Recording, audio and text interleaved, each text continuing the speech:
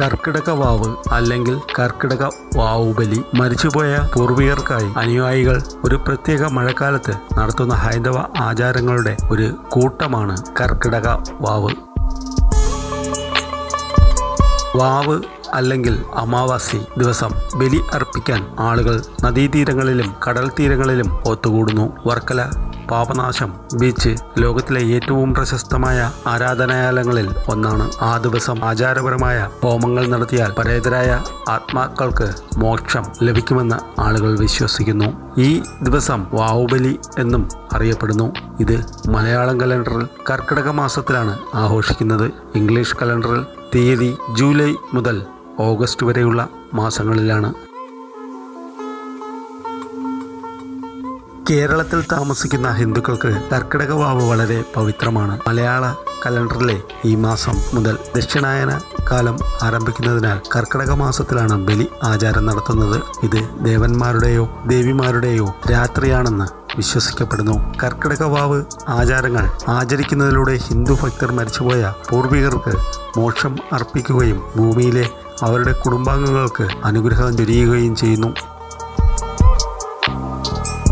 കർക്കിടക വാവിൻ്റെ പുണ്യദിനത്തിൽ മരിച്ചുപോയ പൂർവികർക്ക് ആദരാഞ്ജലി അർപ്പിക്കുന്നതിനായി ധാരാളം ഭക്തർ ബലിതർപ്പണം അനുഷ്ഠിക്കുന്നു. കേരളത്തിലുടനീളമുള്ള നിരവധി പുണ്യനദികളിലും ക്ഷേത്രങ്ങളിലും കടൽ തീരങ്ങളിലും ഈ ചടങ്ങുകൾ നടക്കുന്നു. ഭക്തർ ഈ ദിവസം അതിരാവിലെ എഴുന്നേറ്റ് പ്രഭാത ദിനചര്യകൾ പൂർത്തിയാക്കി ബലിതർപ്പണം കേന്ദ്രങ്ങളിൽ എത്തിച്ചേരുന്നു. ശംഖുമുഖം ക്ഷേത്രം, തിരുവല്ലം ശ്രീ പരശുരാമ ക്ഷേത്രം, വർക്കല പാപനാശം ബീച്ച് തുടങ്ങിയ പ്രധാന ക്ഷേത്രങ്ങളെല്ലാം ഈ ദിവസം തിരക്കേറിയതായിരിക്കും. ആചാരങ്ങൾ സമാധാനപരമായി നടക്കുന്നുവെന്ന് ഉറപ്പാക്കാൻ സംസ്ഥാന അധികാരികൾ പ്രത്യേക ക്രമീകരണങ്ങൾ ചെയ്യുന്നു.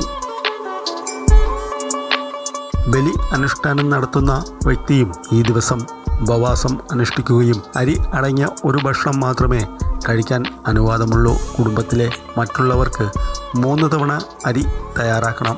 കർക്കിടക വാവിൽ മാംസാഹാരം കഴിക്കുന്നത് കർശനമായി നിരോധിച്ചിരിക്കുന്നു. കേരളത്തിലെ മിക്ക വീടുകളിലും വാവ് അട എന്നറിയപ്പെടുന്ന ആവിയിൽ വേവിച്ച അരി തയ്യാറാക്കാറുണ്ട്. അറിയപ്പെടുന്ന പുരോഹിതൻ്റെയോ പ്രായമായ വ്യക്തിയുടെയോ മേൽനോട്ടത്തിലാണ് കർക്കിടക വാവ് നടത്തുന്നത്. ബലി ചടങ്ങിന് ആവശ്യമായ പ്രധാന അകമ്പടികളിൽ ദർഭപുല്ല്, എള്ള്, പവിത്രം പുല്ലിൽ നിന്ന് രൂപപ്പെടുത്തിയ വളയമാണ് പവിത്രം. വേവിച്ച അരി, വാഴയില, വെള്ളം എന്നിവ ഉൾപ്പെടുന്നു.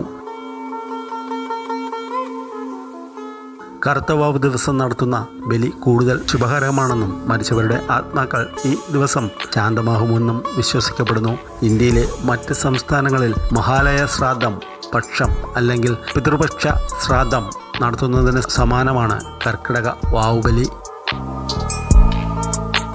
നമ്മുടെ നിലനിൽപ്പിന് നമ്മൾ ഓരോരുത്തരും നമ്മുടെ പൂർവികരോട് കടപ്പെട്ടിരിക്കുന്നു.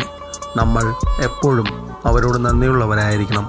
നമ്മുടെ പൂർവികരോടുള്ള കടപ്പാട് വീട്ടേണ്ടത് നമ്മുടെ ഉത്തരവാദിത്തമാണ്. പൂർവികരോടുള്ള കടപ്പാട് വീട്ടാനും നന്ദി പ്രകടിപ്പിക്കുവാനുമുള്ള ഒരു ഉത്തമ മാർഗമാണ് പിതൃതർപ്പണം. പിതൃതർപ്പണം എന്നത് പൂർവികരുടെ ആത്മാക്കളെ തൃപ്തിപ്പെടുത്തുകയും ഉയർന്ന ആത്മീയ തലങ്ങളിലേക്ക് അവരെ ഉയർത്തുകയും ചെയ്യുന്ന ഒരു ഹിന്ദു ആചാരമാണ്. മരിച്ചുപോയ മാതാപിതാക്കൾക്കും പൂർവികർക്കും ജലവും എള്ളും ബലിയർപ്പിക്കുന്നു. സാധാരണയായി പിതൃമാതൃ, പിതാവ്, മുത്തച്ഛൻ, മുതുമുത്തച്ഛൻ, അവരുടെ ഇണകൾ എന്നിവർക്ക് പിതൃതർപ്പണം നടത്തുന്നു. പിതൃതർപ്പണം എന്നത് പൂർവികരെ പ്രീതിപ്പെടുത്തുന്നതിനുള്ള ഒരു പ്രവൃത്തിയല്ലാതെ മറ്റൊന്നുമല്ല.